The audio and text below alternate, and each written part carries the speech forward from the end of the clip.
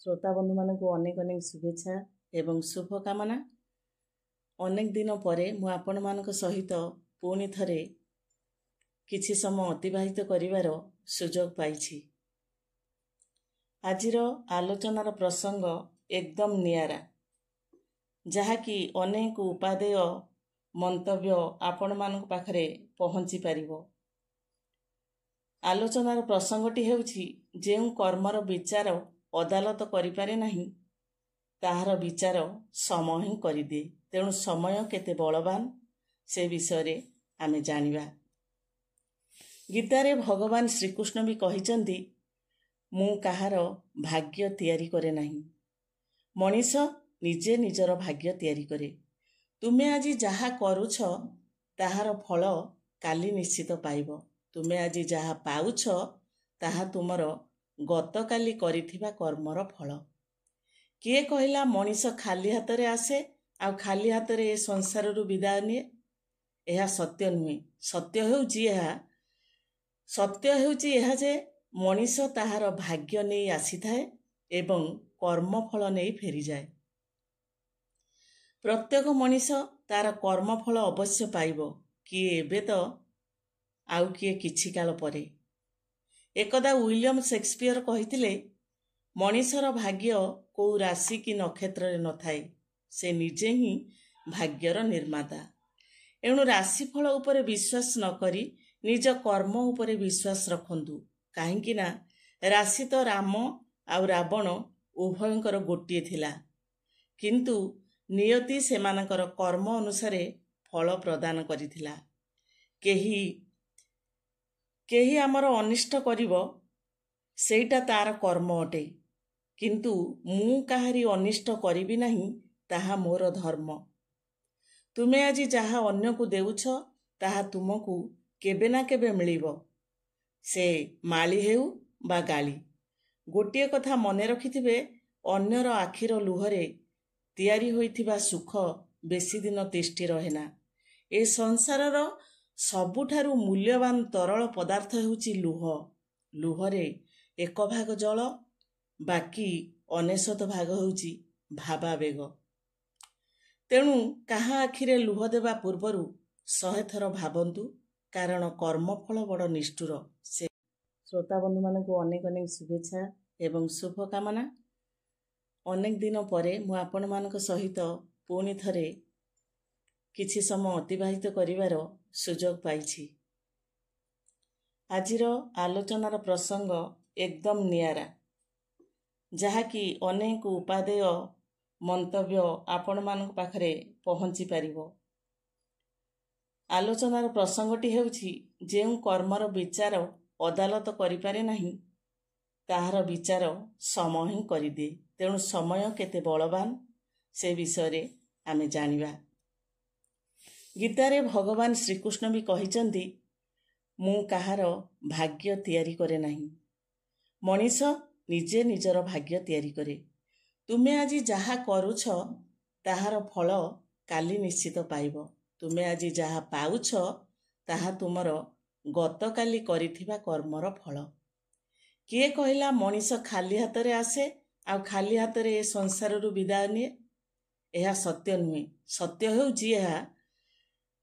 हेउची यह जे मनीष ताहार भाग्य नहीं आसी थाए एवं कर्मफल नहीं फेरी जाए। प्रत्येक मनीष तार कर्मफल अवश्य पाइब, किए एबे तो आउ किए किछि काल परे।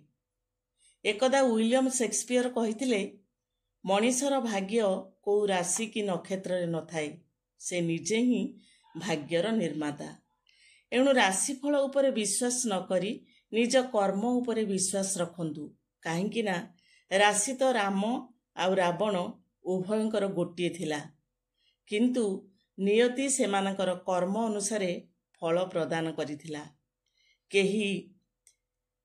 केही आमर अनिष्ट करिवो सेटा तार कर्म अटे, किंतु मु काहारी अनिष्ट करिबि नाही, ताहा मोर धर्म।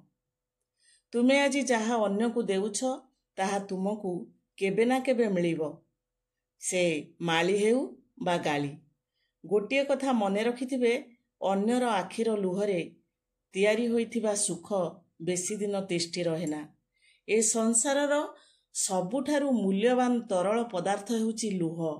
ଲୁହରେ 1 ଭାଗ ଜଳ, ବାକି 99 ଭାଗ ହେଉଛି ଭାବାବେଗ। ତେଣୁ କାହା ଆଖିରେ ଲୁହ ଦେବା ପୂର୍ବରୁ 100 ଥର ଭାବନ୍ତୁ, କାରଣ କର୍ମଫଳ ବଡ଼ ନିଷ୍ଠୁର, ସେ କାହାକୁ ବି କ୍ଷମା ଦିଏ ନା। ସୁଧ ମୂଳ ସମସ୍ତଙ୍କୁ ଫେରାଇ ଦିଏ। ଆଲେକ୍ଜାଣ୍ଡର ପୋପ୍ ଏକଦା କହିଥିଲେ ଅତି ସୁନ୍ଦର ଉକ୍ତିଟିଏ। ତାହା ହେଉଛି, ଭୁଲ କରିବା ହେଉଛି ମଣିଷର ପ୍ରକୃତି, କିନ୍ତୁ ଭୁଲକୁ ମାନିନେବା ହେଉଛି ମଣିଷର ସଂସ୍କୃତି, ଏବଂ ଭୁଲକୁ ସଂଶୋଧନ କରିନେବା ହେଉଛି ମଣିଷର ପ୍ରଗତି। ସରଳ ମଣିଷଙ୍କ ସହ କପଟତା କରି ଖୁସି ହେଉଥିବା ବ୍ୟକ୍ତି ନିଜକୁ କେବେ ବି ଚାଲାକ ଭାବନ୍ତୁ ନାହିଁ, କାହିଁକି ନା ଅଦାଲତରେ ତାର ନିଶ୍ଚୟ ବିଚାର ହେବ। ଅଜାଣତରେ ସେ ନିଜ ବର୍ବାଦର ସମସ୍ତ ଦ୍ୱାର ଖୋଲି ଦେଉଛି ବୋଲି ଜାଣିଥାଅ। ଯେଉଁ କର୍ମର ବିଚାର ଅଦାଲତ କରିପାରେ ନାହିଁ, ତାହାର ବିଚାର ସମୟ ହିଁ କରିଦିଏ। ଆଉ ସମୟ ଯେତେବେଳେ ବିଚାର କରେ, ସେତେବେଳେ ସାକ୍ଷୀ ପ୍ରମାଣ ତାର ଆବଶ୍ୟକତା ପଡ଼େ ନାହିଁ। କର୍ମ ପାଖରେ ନା ଅଛି କାଗଜ, ନା ଅଛି କଲମ, କିନ୍ତୁ ଅନବରତ ସେ ମଣିଷର ଭାଗ୍ୟ ଲେଖି ଚାଲିଛି। ମନେ ରଖନ୍ତୁ, ଯେଉଁ ବ୍ୟକ୍ତି ଏବେ ଦୁଃଖ, କଷ୍ଟ ଆଉ ଅପମାନ ସହୁଛି, ତାର ପୂର୍ବଜନ୍ମର ପାପ ଲାଘବ ହେଉଛି। ଯିଏ ଏବେ ଅନ୍ୟକୁ ଦୁଃଖ କଷ୍ଟ ଦେଉଛି, ତାର ଆଗାମୀ ଜନ୍ମ ପାଇଁ ପାପ ସଞ୍ଚିତ ହୋଇ ରହୁଛି। ଏଣୁ ଯଦି କଲମ ହୋଇ କାହାର ଭାଗ୍ୟ, ସୁଖର ଭାଗ୍ୟ ଲେଖିପାରୁନାହାନ୍ତି, ତାହେଲେ ରବରଟିଏ ହୋଇ କାହାର ଦୁଃଖ ଲିଭେଇବା ପାଇଁ ଚେଷ୍ଟା କରନ୍ତୁ। ବିଶ୍ୱାସ କରନ୍ତୁ, ଜୀବନରେ ଯେଉଁ ମଣିଷ ଯାହା କର୍ମ କରେ, ସେ ତାର ପରିଣାମ ଭୋଗିବାକୁ ବାଧ୍ୟ ହୋଇଥାଏ। ପିତାମହ ଭୀଷ୍ମଙ୍କ ଜୀବନର କେବଳ ଗୋଟିଏ ମାତ୍ର ପାପ ଥିଲା ଯେ, ସେ ଭରା କୁରୁସଭାରେ ଦ୍ରୌପଦୀଙ୍କ ବସ୍ତ୍ରହରଣ ସମୟରେ କ୍ରୋଧ ପ୍ରଦର୍ଶନ କରିନଥିଲେ। ଏବଂ ପକ୍ଷୀରାଜ ଜଟାୟୁଙ୍କ ଜୀବନର ଏକମାତ୍ର ପୁଣ୍ୟ ଥିଲା ଯେ, ସେ ସୀତା ହରଣ ସମୟରେ କ୍ରୋଧ ପ୍ରଦର୍ଶନ କରି ରାବଣ ସହ ଲଢ଼ିଥିଲେ। ପରିଣାମରେ ଜଣକୁ ଦୁର୍ବିସହ ସରଶଯ୍ୟା ମିଳିଲା, ଆଉ ଅନ୍ୟ ଜଣକୁ ମିଳିଲା ପ୍ରଭୁ ଶ୍ରୀରାମଙ୍କର ଅଭୟ କୋଳ। ଏଣୁ ଆପଣ ଯେତେ ଶକ୍ତିଶାଳୀ ହୁଅନ୍ତୁ ନା କାହିଁକି, ଯେତେ ପ୍ରତାପଶାଳୀ ହୁଅନ୍ତୁ ନା କାହିଁକି, କର୍ମଫଳ ନିଶ୍ଚିତ ଭାବରେ ଆପଣଙ୍କୁ ଭୋଗ କରିବାକୁ ପଡ଼ିବ। ଏଣୁ କର୍ମଫଳ ଭୋଗ କରିବାକୁ ସର୍ବଦା ପ୍ରସ୍ତୁତ ରୁହନ୍ତୁ। ଏହିଭଳି ଆମର ପୁରାଣ ଗ୍ରନ୍ଥ, ଆମର ଅନେକ ଐତିହାସିକ ତଥ୍ୟ ହେଉ, କିମ୍ବା ପୁରାଣ କାହାଣୀ ହେଉ, କିମ୍ବା ମହାଭାରତ ହେଉ କି ରାମାୟଣ ହେଉ, ପ୍ରତ୍ୟେକ ଗ୍ରନ୍ଥ ଗୁଡ଼ିକରେ କର୍ମର ଫଳ କିଭଳି ଭାବରେ ଭୋଗ କରିଛନ୍ତି। ତେଣୁ ଏଇ ଯେଉଁ ଉକ୍ତି ଗୁଡ଼ିକ ନିଶ୍ଚିତ ଭାବରେ ଆପଣମାନଙ୍କ ଜୀବନରେ କିଛିଟା ସଂସ୍କାର ଆଣିବ ଏବଂ ସୁକର୍ମ ପ୍ରତି ଆପଣମାନଙ୍କୁ ଆକର୍ଷିତ କରିବ ବୋଲି, ନିଜ ମନକୁ ପ୍ରେରଣା ଦେବ ବୋଲି ମୁଁ ନିଶ୍ଚିତ ଭାବରେ ଏଇଟା ଆଶା ରଖୁଛି। ତେଣୁ ସବୁକିଛି ଆମେ ଭୁଲି, ସବୁକିଛି ଆମେ ପରିହାର କରି କିଭଳି ଭାବରେ ଆମ କର୍ମକୁ ଠିକ୍ ଭାବରେ କରିବା, ଭାଗ୍ୟ, ଭଗବାନ, ଜାତକ, ଜାତି ଏଇ ଉପରେ ଗୁରୁତ୍ୱ ନ ଦେଇକି ଆମେ ସର୍ବଦା ଆମର କର୍ମ ଉପରେ ଗୁରୁତ୍ୱ ଦେବା ଏବଂ ସେହି କର୍ମ କରିବା ସମୟରେ ହିଁ ଭଗବାନଙ୍କ ନାମ ସ୍ମରଣ କରିବା, ଯାହାଫଳରେ କି ସେ ଆମକୁ ସୁକର୍ମ କରିବା ପାଇଁ ପଥ ପ୍ରଦର୍ଶନ କରାଇବେ। ତେଣୁ ଆସ୍ତିକ ଆଉ ନାସ୍ତିକ ଯେଉଁ ଦୁଇ ପ୍ରକାର ମଣିଷ ଦେଖାଯାନ୍ତି, ଆସ୍ତିକ ଲୋକମାନେ ସାଧାରଣତଃ ଭଗବାନଙ୍କ ଉପରେ ବିଶ୍ୱାସ ରଖନ୍ତି। ତା ମାନେ ନୁହେଁ ଯେ ଆମେ ଭଗବାନଙ୍କ ନାମ ନେଇ ଅପକର୍ମ କରି ଆମ ଭାଗ୍ୟକୁ ଭଲ ବାଟରେ ନେବା ଏବଂ ଭଗବାନ ଆମକୁ କିଛି ଉଚିତ ମାର୍ଗରେ ପରିଚାଳିତ କରିବେ, ଏଇଆ ନୁହେଁ। ଗୋଟିଏ କଥା ହେଉଛି ନିଶ୍ଚିତ ଭାବରେ ଆମେ ଆମର କର୍ମଫଳ ଭୋଗିବା। ତେଣୁ କର୍ମଫଳ ଭୋଗିବାଟା ଯଦି ସୁନିଶ୍ଚିତ, ତାହେଲେ ଆମେ ସୁକର୍ମ କରିବା ନାହିଁ କାହିଁକି?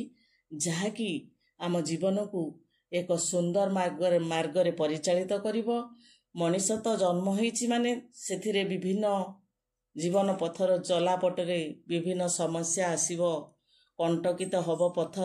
ତେଣୁ ସେଇ ସବୁ ସମସ୍ୟାକୁ ପରିହାର କରିବା, ପ୍ରତିରୋଧ କରି ସେ କଣ୍ଟକିତ ରାସ୍ତାକୁ ଅତିକ୍ରମ କରି ଆମେ ଆମର ଲକ୍ଷ୍ୟସ୍ଥଳରେ କିଭଳି ଭାବରେ ପହଞ୍ଚିବା ଏବଂ ଆମର କର୍ମକୁ ଉଚିତ ମାର୍ଗରେ ପରିଚାଳିତ କରି କିଭଳି ଭାବରେ ଆମେ ଜଣେ ଭଲ ମଣିଷ ହୋଇପାରିବା ଏବଂ ସର୍ବୋପରି ଆଗାମୀ ଜନ୍ମ ପାଇଁ ଆମେ କିଛି ପୁଣ୍ୟ ସଞ୍ଚୟ କରି ରଖିବା ଏବଂ ଆମେ ଅନ୍ୟମାନଙ୍କୁ କିଭଳି ଭଲ କର୍ମ କରିବାର ଗୋଟିଏ ପ୍ରେରଣାର ଉତ୍ସ ହେବା, ତାହା ହିଁ ହେଉଛି ଆଜିର ଆଲୋଚନାର ବିଷୟବସ୍ତୁ।